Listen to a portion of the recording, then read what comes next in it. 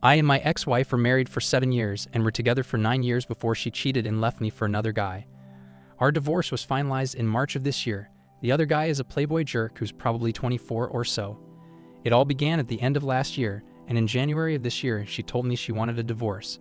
I later found out they'd been talking for an entire year before it turned physical last October. The divorce was smooth as we didn't have any kids. She got the car. I kept my house and finances.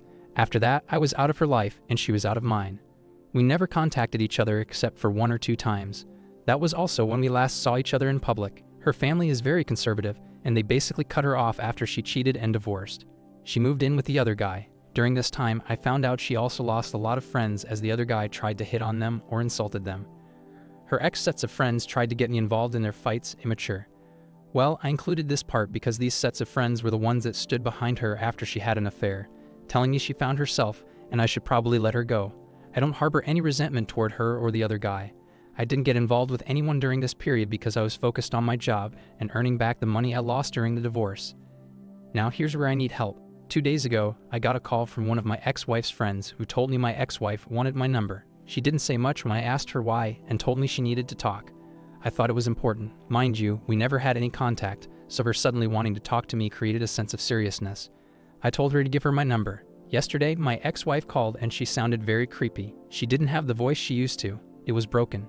You could sense something was wrong, so I asked her what's up, and she broke down crying. She went from telling me how great things were to how things were now. She said the other guy was manipulative and an alcoholic piece of garbage who cheated on her multiple times in their 7-month relationship.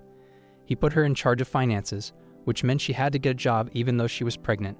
Now he doesn't want to be the father, so he told her she cheated. He has been abusing her and she has no place to go. He told her she had to get an abortion if she wanted them to be together. I asked her why she called me instead of the police, and she told me she had nowhere else to go. None of her friends were willing to help her out, and that he has friends in the department, so she was scared things would go around. She couldn't contact her family because they didn't want anything to do with her, so she was alone. Listening to her made me sad. It really did. I told her I could sympathize but couldn't do anything else because I didn't want to be the third party. I told her that whatever relationship we had with each other was over and she was on her own now. Why should I stand up for her when she's nothing to me? Besides, they are a couple now. They're dating and she's the one earning, so she has the upper hand. I gave her advice to save money and run away silently if she didn't want to get an abortion.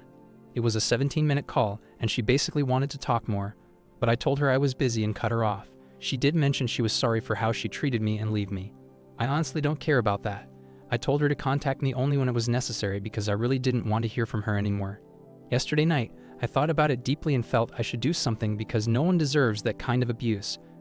But I don't want to get in between because getting in between will blow up my own peace. I called her family and they told me they wanted nothing to do with her because she was already dead to them. Guys, I have no intention of getting back together with her, taking her back, or even wanting to help her. I sent her links to the rescue and I tried to contact her family, but they told me to cut her off. The only reason I want to help her is that she reached out to me as a last resort, and I don't want to spend my life in regret if anything serious happens to her, knowing I could have helped but chose not to, which is why I made this post. I'm going to send her money via her friend before telling her. This is all I can do, and that she shouldn't reach out to me unless it's urgent. Now for the update. I helped her. I passed a few $1,000s worth to her via her friend and told her she could take care of herself as I didn't want to be a part of this. We talked on the phone for 38 minutes on the 14th. She told me how sorry she was and went on to talk about the memorable times we spent. Not once did she tell me she wanted to get back together. I noticed she wasn't begging or asking for help, but rather she told me it's the path she chose and she knew she couldn't keep or provide for the child. The other guy wouldn't let her keep it and she doesn't want to abort it. I found out the day before yesterday that she shot herself because the other guy was a piece of crap and had a gun. She just left a note saying it was her path that she chose and apologized to everyone she had hurt. The police are still investigating. From what I heard, the other guy has been taken into custody for possessing illegal firearms and is currently on the top suspect list. I'm not in contact with her friends or family. I work in a different city, so I'm not in town. From what I've heard, her friends are preparing to testify against the other guy. No one from her family or friends reached out to me. I don't know if her family knows, but I don't intend to tell them. I can't sleep right now because of it. There's guilt in my heart. I could have helped her. I could have done something more. I could have done something, but I chose to not get involved, which led her to kill herself. I still don't know what more happened as I heard it from a friend of mine whose relative is a part of the investigating group. I didn't want to make this post, but I needed to get this off my chest. Now for the top comments. OP, you did help her. You sent her thousands of dollars. You listened to her. You don't have any magical powers that could have stopped what happened. If she did actually hurt herself, there's a reason why the partner is the #1 suspect. I'm so sorry you were dragged into this mess. There's no telling if they would have taken you both out if you were more involved. I hope you are seeing a therapist to help sort this all out. She didn't kill herself because you refused to help. You did help. She chose to kill herself because she destroyed her marriage. She got pregnant and the man she left you for abused her and wouldn't let her keep the baby. She humiliated her family, and the mental toll of all of these things combined drove her to the point of despair, assuming the guy didn't kill her and make it seem like a suicide.